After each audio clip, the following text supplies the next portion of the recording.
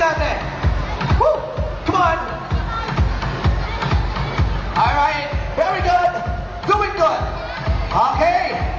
And after contestant number 1, ayan, the next to cross our river will be contestant number 2.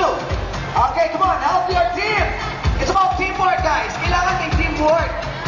Okay. Come on. Very good. That's it. Alright.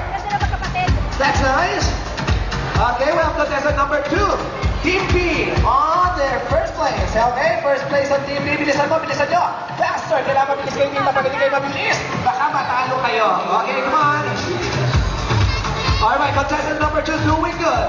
Contestant number 2 from Group A is doing good also. But syempre, yan ang una pa rin ng ating contestant number 2 from Team B. So we have contestant number 3. Number 3, ready? Come on. Step on the songs. Alright, that's good.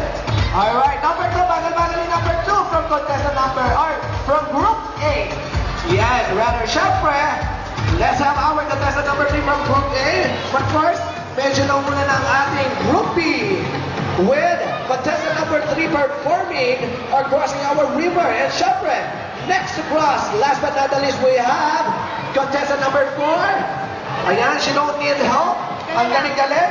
Sige, pwede pa umabol si Jejemon. Jejemon, no? Come on. Alright.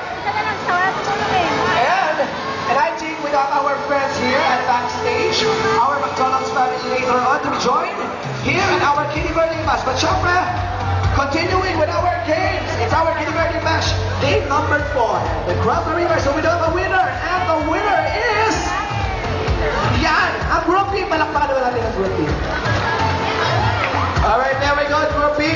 Group A, thank you very much for joining. But syempre, yan, Group B.